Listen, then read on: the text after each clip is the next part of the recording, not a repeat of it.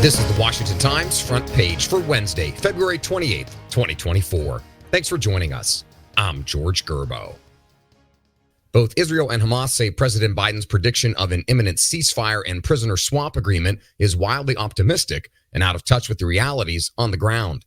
Tom Howell and Dave Zans report Israeli officials said the president's statement Monday came as a surprise. And top Hamas leaders also threw cold water on Biden's assertion that a temporary ceasefire to get Israeli hostages out of Gaza during the Muslim holy month of Ramadan is in the works. A Hamas official told a Lebanese broadcaster that the Palestinian militant group was sticking to its demand for a permanent ceasefire before it releases more than 100 people still held inside the Gaza Strip.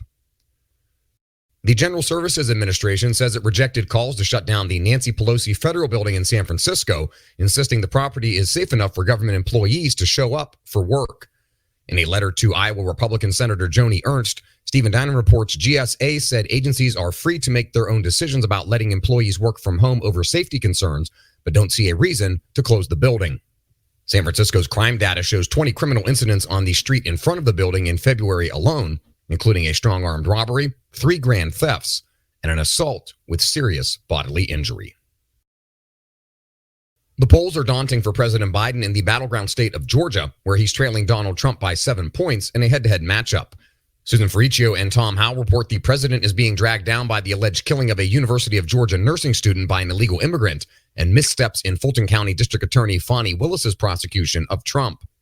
Laken Riley was allegedly murdered by an illegal immigrant from Venezuela as she was out on a run around the Georgia campus during the day last Thursday.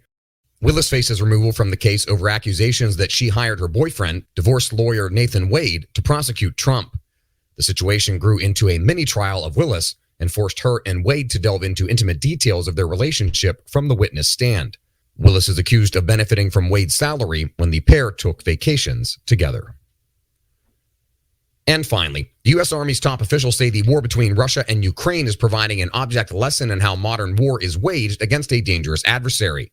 The problem, Mike Glenn reports, is that strategists say Russia's military is also learning on the battlefield, adjusting tactics while churning out a ready supply of weapons and ammunition. After a string of reverses in the early phases of the war, Russia has gained the initiative on the front lines in southern and eastern Ukraine. Find all today's front page stories at WashingtonTimes.com/front page or on the Washington Times app, and find us wherever you get your podcasts. Just search Washington Times in your favorite podcast app. You can also find us on social media at Wash Times for breaking news, sports, commentary, and more. For the Washington Times, I'm George Gerbo.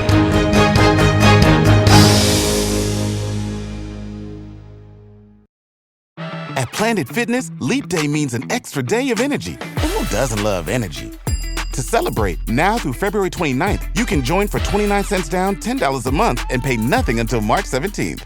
Even better, you'll get free fitness training and equipment for every workout, with most clubs open 24 hours. So take advantage of your extra day and get energized at Planet Fitness. Join for 29 cents down, $10 a month, cancel anytime, and pay nothing until March 17th. Deal ends February 29th. See Home Club for details.